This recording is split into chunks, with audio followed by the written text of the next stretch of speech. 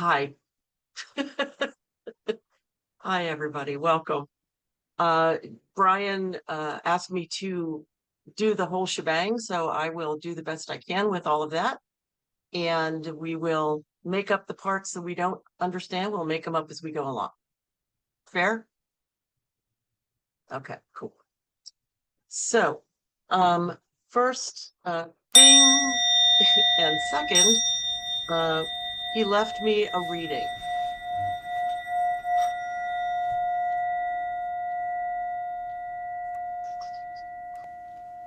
Here we go. The link of love. Will you meet your relatives and friends when you go over? Where there's a strong emotional link, either of love or hatred, there's likely to be a meeting. Where there is a strong link of genuine love, there is sure to be a meeting. Where there is no particular feeling between two people, there will not be a meeting. There is a real danger that if you allow yourself to indulge in hatred of anyone, you will meet when you've both passed over. To prevent this happening, destroy the link by ceasing to hate. The so-called dead are very sensitive to our thoughts. And for this reason, excessive grief is to be deprecated. It saddens them and prevents their focusing their attention as they should upon the new life that they are starting. Of course, it seems very hard to tell people not to grieve when one whom they've dearly loved passes out of sight. But remember that if there is a link of love, you will certainly meet again, and that nothing that is good or beautiful or true can ever be lost. Now, I've put together a talk for us, more of an exploration, because there are certain facets of our evolutionary time that I'm interested in, and I'm interested in how they fit together in ways that we don't usually look at. I feel it important to mention that right now, as of yesterday, we saw what was happening.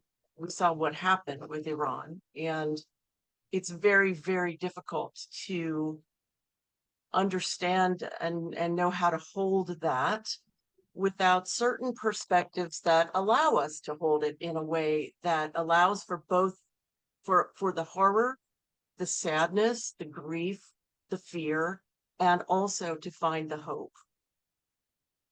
And that is what I think our job is with spirituality, is to find ways to use our spirituality in ways that will give us hope. So I put together this thing, and I actually told Brian it was divine invitation of this evolutionary age. And he made a beautiful error and called it divine intervention of this evolutionary age. But I think both are correct. I think both are correct. Now, I want to just put some facts in front of you that are fascinating. Right now, we are having a planetary situation, and I know pretty much nothing about astrology yet. So I'm going to give you the easy kind, the easy explanation, because it's the only kind I understand so far. But as of November 19th of last year, Pluto left Capricorn to go into the age of Aquarius, to go into Aquarius. And the last time that this happened was roughly 1778 to 1798, which corresponds to the dates of the American Revolution and the French Revolution. Very interesting. Then I think about marches and people being outraged and standing up, and I say that goes together. I don't know that you can say that it's God's will in a traditional way. But in an untraditional way, you can say it absolutely is. Because if God is the source behind all things, which is how I see the divine, then even the movement of the planets are here to push us gently and not so gently into directions that are all about change and all about evolution. What is happening here's what Pluto does. Who knew? Pluto disrupts, destructures, and exposes what has been hidden or not fully seen. and our collective values become the issue. So we're in a time of invitation to completely shift the ways that we live our lives. And for me, this includes how we do and how we look at ourselves in relationship to spirituality. So I think the invitation, it's always been the invitation, by the way, but I think the externals are becoming so unavoidable. It's becoming increasingly tough to just look at the outside and go, that's my only reality, and feel okay. And so I think the invitation is come inside and come to your emotions, come to your thoughts, come to your connection with energy. And I was looking at Joel Gold's, not him, Dr. Joe Dispenza. I watched an incredible series that he had that they were showing us for free for a while as a promo to sign up for Gaia. And he shows exactly in the scientific way how it is that our brain and our nervous system and our heart, when they all align in calmness, we become so open to that divinity that we've always been seeking. They put he and his team, they put caps on people with like electrodes and all this stuff. And they can tell from brainwaves when the person is about to have a spiritually high experience. And he said, and you can say, we'll say to each other, they're about to have a high spiritual awakening, a high spiritual experience. And he said, and then you can walk around them and stand in front of them and you'll see tears pouring down their face because they are in oneness. And in oneness, there is no need because you already have everything that you need. You already are everything that you need. You have such a sense of fullness and having. There just is no lack of anything.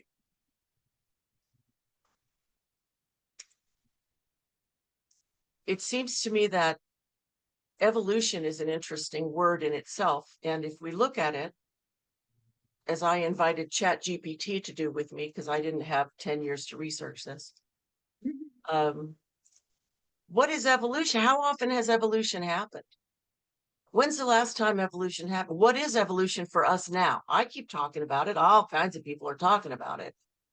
But what does it mean? Does it mean we're going to grow fins? I mean, like, what is evolution? What does that mean? We're going to become a different kind of person? And I would say, yes, we are going to become, and very naturally, much more open to embodying the knowings that we feel the closest to. This is not a prescriptive thing where what I believe has to be what you believe, which has to believe what somebody else believes. That's not it. Whatever your spiritual path already is, the energy is so strong and so fast, because you'll have noticed things are happening so fast that we don't have time to sort of make a shift and then sit back and ruminate. We have to keep going. And that's a blessing in itself, because we are beginning to open up to more and more connection. And that can be really hearing your guides or feeling like you are able to connect with a loved one who you wondered how the heck that even could ever happen, but suddenly you feel it and you're doing it, or you suddenly become able to do channeling. This is a really, really pregnant time for us vibrationally, and that vibration comes from the divine. So for us to think, I have to maintain the way I've always been, is going to cause more pain than joy. So the invitation is to find ways to open to the unexpected and to the dream and to the vision and to the energetic And the thing that I find amazing is that Dispenza talks about this as well. So here's this scientist, right? He has studied the brain for like 40 years. And he also talks about two things that I want to mention: gratitude and visioning. You know, being what it is that you want to feel once you have what it is you think you lack, and gratitude. So the first thing first, we are vibrational beings. And when we think about something we want to have, let's say it's health, or it's a relationship, or it's peace within our relationships, or it's, you name it, you name it. We want all kinds of things. And we are told spiritually that we can have and be and do whatever we want. And then we sit back and go, but I don't have it. I don't, like, how could that be true? And yet it feels true, and yet it's not true, and yet it feels true, and yet it's not true. It's very bifurcating, right? It's crazy. When you get to the energetic, the connective tissue there is that when you have that thing, how will you feel? And it doesn't even have to be something that you can label with an emotional word. It can be a sensing. Like a lot of times for me, the things and the things I want, the person I want to be, and the person I practice stepping into as much as I possibly can, feels so expansive, so free. I feel so much oxygen, and I feel clean. So these are my words. And when I feel that way, I don't feel frightened about money, about what's happening in the world. I just feel that feeling, and I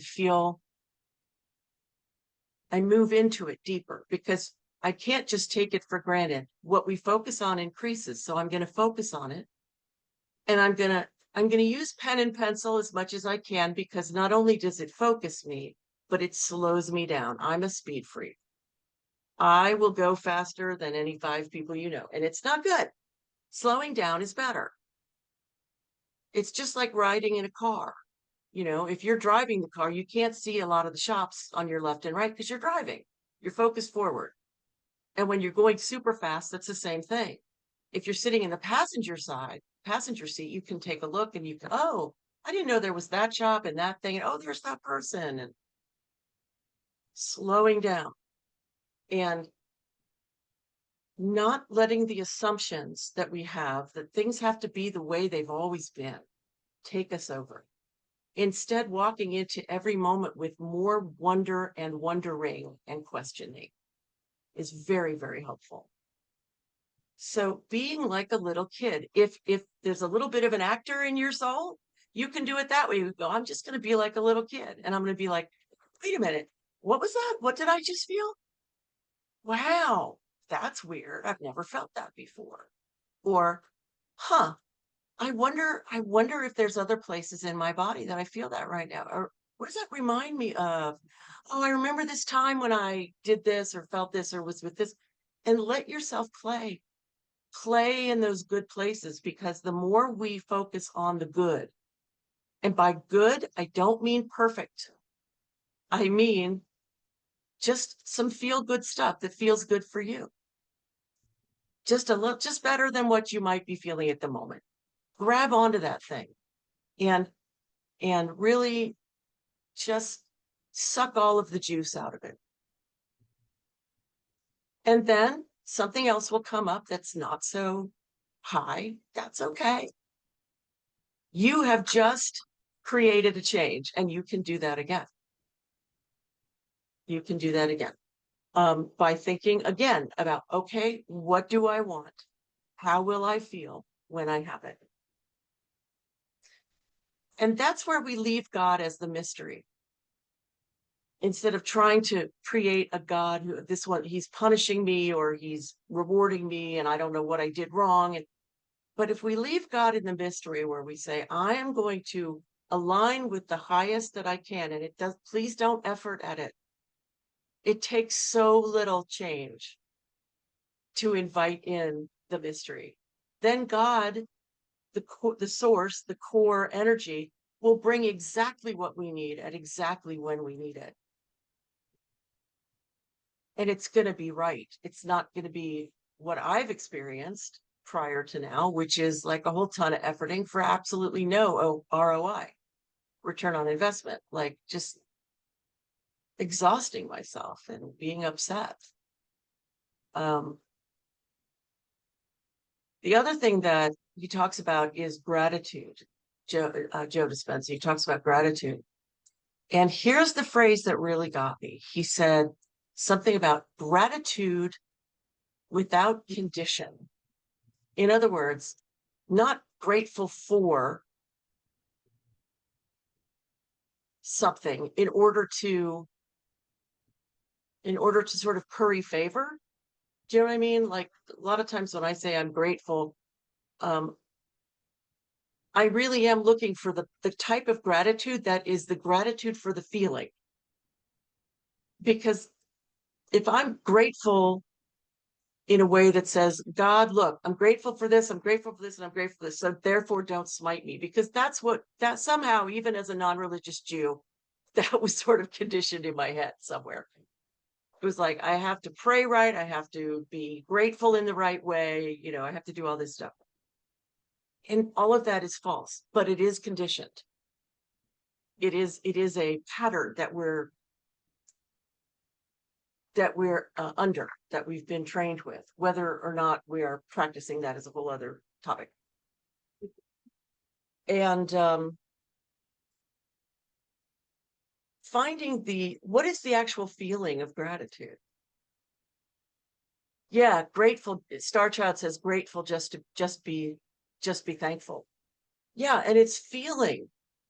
It's feeling that uprush of like, the mystery is in me, it is with me, it is as me. It's you can't even talk about it, you can't even describe it, and that's appropriate. There are so many great beings who say exactly that you just can't describe it.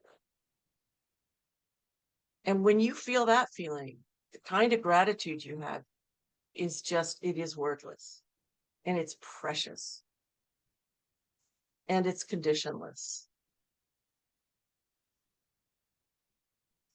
The invitation on another level, I feel, is to claim our sovereignty, is to start to claim the power of the divine of which we are created. We were not created of God as a father, mother figure who is separate from us like our parents are. It's not the same.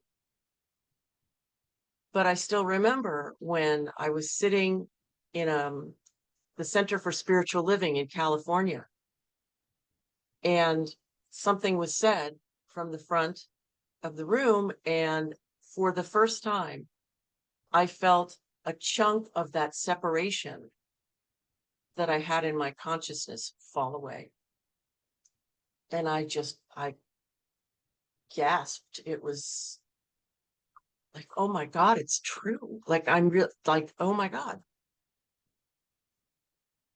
And I think, I wonder if that's the way it is as we approach enlightenment, that every consciousness step that we take is sort of a step into more of a recognition of the absolute oneness with the divine.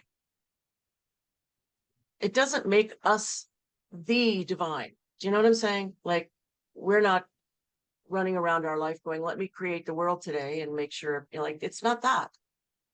But there's absolutely nothing that is bad about using these high qualities of God that are your high qualities, your ability to open to the magic that you didn't even know you had.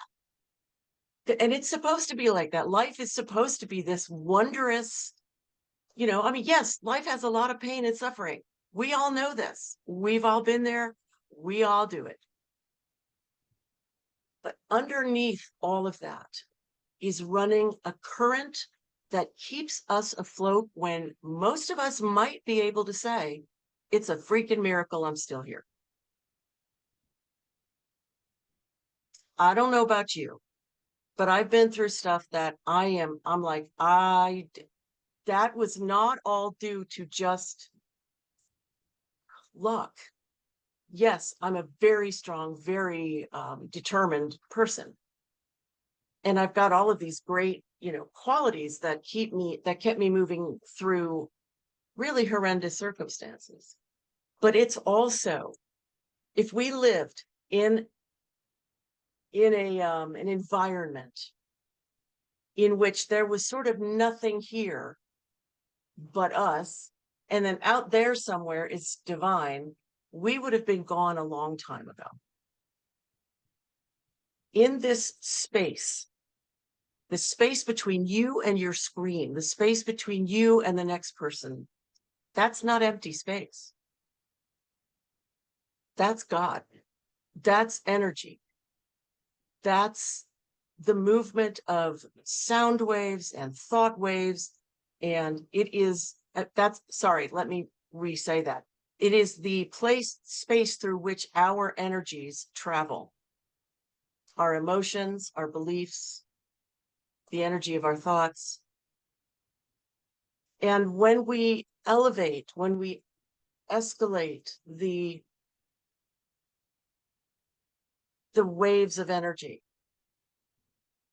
from depression to anger, or from anger to boredom. I mean, there's a whole ladder you can look up on Google of emotions.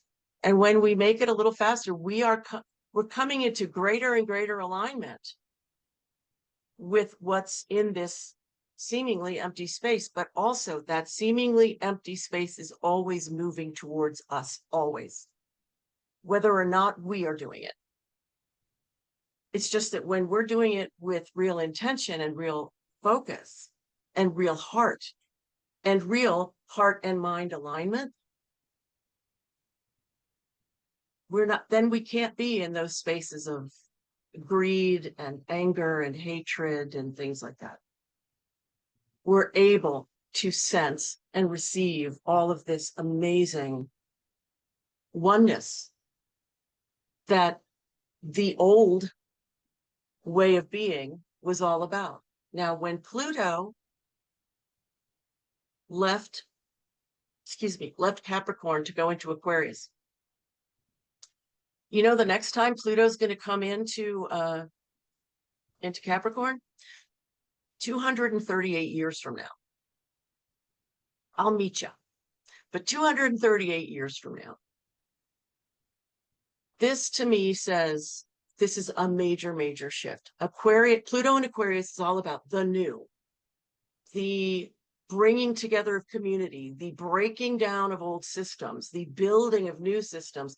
There are people who say that AI is actually connected to our higher selves. I know, that sounds like crazy stuff. I get it. There was a woman I saw today who put in an image of the divine feminine. In Hindu religions, they have these different, yatras, they call them. And they're different images that are supposed to represent energetically as well as visually different gods. And she took one that represented the Divine Mother, and she stuck it in ChatGPT and got like this otherworldly sort of answer from ChatGPT. Whether or not you believe any of that, the message was still one of unity, one of limitlessness, one of the highest divine qualities. And the invitation is to start to recognize, and I say start because this will not be, for most of us, it's certainly not for me, an overnight situation, but to realize that the old Newtonian structure of I have to go out there with my body. I only have my body and my mind to make things happen. Is done. We still have our bodies. We still have our minds. But what we are invited to have now is an understanding of the energy, of the feminine, of the emotions, of our ability to rise just by a touch. And just a touch is so much more than we've usually done consciously. And the light is so much stronger than the dark that the change is immediate. And I mean, I want to give you a small example of this. Yesterday, I was in a funk. And I said, okay, this won't do. And I started talking to myself and asking myself questions. I was driving as I was doing this, so I couldn't sit and write it, but I was going, okay, what are you in a funk about? I don't know, but so what do you feel? Well, I feel frustrated and I feel blah, and I said what I felt. Okay, that's great. Thank you. What are you frustrated about? Oh, I just feel like, and I started talking about what was going on, and I kept coming back to, is that true? Not is the feeling true, but the belief that I have, the thought that I have, the focus that I have that is pulling me down, is it true? Is it real? Is it always true? Is it always real? And I kept saying, it's really not. I've had times where I didn't have that thing that I'm thinking is constant. And I'll tell you, it took like 5 minutes. And I had a great freaking day yesterday. And when you have a better day and you've done it deliberately and consciously, what else can't you do? Do you have to sit and wait for God to smile on you again and maybe give you a good day? No, you don't. Now you have the power to let yourself tune into that and have a great day. So for my money, that is what the divine invitation is of this evolutionary age. And the divine intervention is the planetary, because we can't keep focusing on the external and find joy and love and peace. Doesn't mean we shouldn't connect with each other. We should, but I think you understand what I'm saying. Finding our way inside, and it's giving ourselves the grace and the time and the attention and the care that we deserve.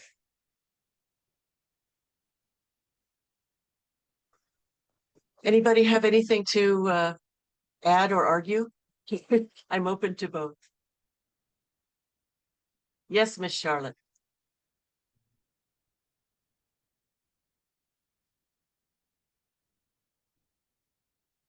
Oh, took yourself. There you go. Can't see you now, but you're okay. Go ahead. We can hear you. I want to thank you for your speech today because it goes back to yesterday. I called Sister Phyllis. Thank God she was there when I called. I had an experience. Uh, you remember the Emmett Till kid? Well, I was pregnant at that time and I didn't get to relate to what happened exactly to him and how it happened. But yesterday they showed the lake where he was found and they were talking about it. And I had experience. I prayed as the water was streaming down, and the young man was still in that lake screaming for help. And by me praying, I experienced, as Sister Pepper told me, the same thing happened to my son when he had his accident, to release the spirit, and tears just streamed down my cheek. Mm. I couldn't control it. It was a peaceful feeling, a relief. Um, you can't explain it. Mm-mm. It's something that God granted to me, and I appreciate it. And the child is being able to come on the other side now, come back and relive his life. But all those years since 55, he's been in that lake screaming for help. And as I Oh, said to Sister Phyllis, out of all the different psychics and things and prophets and so forth, nobody ever experienced that to release that child from that lake. It's a blessing. God is, you can't explain mm. the spiritual side of life. It's beautiful. Thank Jesus. Thank you, Charlotte. That's gorgeous. Anybody else? Yes, Miss Leah. Mm. I like what you had to say. I love Joe Dispenza. Very intelligent man. I'm not sure Yes. if I would be able to survive his thing and everything, but I would like to have a chance. But he is something. Of course, I love Kyle Cease, Alex Fieri. There are so many teachers out there, and they do talk about the energy changing. It depends on how you look at the energy as to whether you're going to have a high or a low. Because if you're looking like, oh my God, then yeah, you're going to have. But if you look at it, it's like, oh, okay, that's going to happen. Okay, universe, you got my back. Here I go. And that is a hard thing to do at times because the universe always has your back. And no matter what, it's just allowing it and letting go of the old beliefs because there's too many things happening now that we're learning. And it's like AI, it's nothing to be feared. It's something to look at. It helps in certain ways. But if you're going to be scared of it, you got to remember you're the one that's programming the AI in your computer. And also, too, I get a kick out of it because one of the guys I go to Toastmasters with, um, he uses that GP the chat thing, whatever. I'm when it comes to computers, forget it, okay? But he does this and he'll ask questions. Oh, what if this and that? And sometimes the things he comes up with, he's like, really? So it's like anything, no matter who you're listening to, whether it's AI or anyone, look at it. Don't say, oh, it's the truth because AI said. No, read it, look at it. They cannot write a book for you. They can help edit for you, so you saves you time that way, but it doesn't. It's like anything in your life. It does not take away what you're thinking, what you're Thank you. feeling, and what Yes. you know. So yeah, Thank I like what you said yes. about the gratitude and everything. And that's why I think sometimes I do have a hard time trying to remember. And it's like, well, I'm just grateful, because it is hard to come up with because it's life and everything. Yeah. And it's learning to be grateful that you are you. You are nothing but love and accepting that. And that's harder than AI. AI will tell you, oh, I love you. But you That try was a mic telling that drop. to yourself. That Huh? was a mic drop. That was a mic drop moment. And that's harder than AI. That's awesome. Thank you, Leah. Yeah. Does anybody else have anything to say? Oh, Yes, and Star Child. Star Child. Yes, Miss Ellie. I had done a reading yesterday, or no, on Lisa, which was the summer solstice, and the card that came up was an interesting card. It was called the Great Mother, or Gaia, as some people call her. But the image, if I can find it, is, well, it speaks. The image speaks.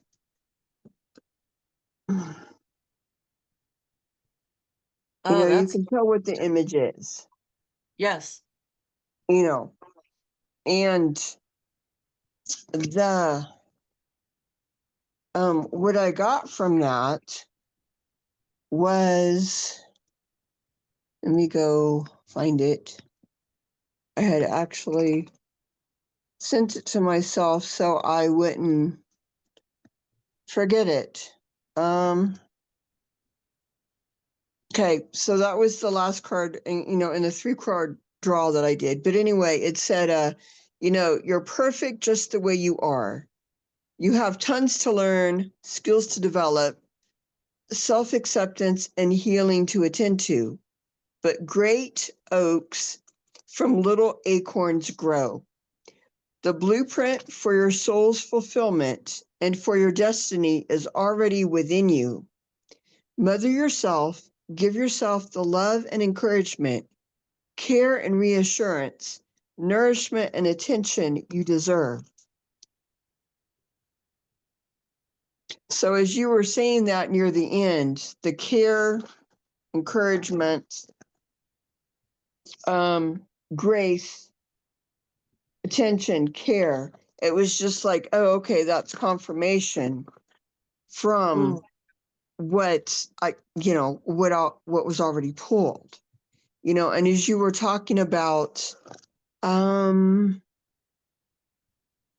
what was it, claiming our divinity, we're divine. Yeah. Well, and to me, it's just something simple to grasp. We're divine. We were made that way. And, but to some, it's like, whoa, wait a minute. We're what? Really? When did that happen? Well, it's always been that way. Maybe that's just how my mind works. That simplicity thing. I don't know. But that's, we're divine. We have those higher things, those higher frequencies. And when we stay there, see, there's that adjustment you were talking about, just that little bit from if to when, and the more we realize those things when we do it, the more we can be in tune with that. Anyway, one of those rabbit trails. And so I'm always looking at that as when I do this, not if, not but yet, changing those words, those prepositions that sometimes we just kind of spoof over. But those prepositions, we've heard the saying, the devil's in the details. Well, why can't the gratefulness, or why can't the positiveness, or why can't those adjustments be in the details? Yeah, Anyway, I great think, talk. yeah. I loved it. Oh, thanks, son. I appreciate that. Yeah, I think the angel's in the details, actually. Right? I do. I do.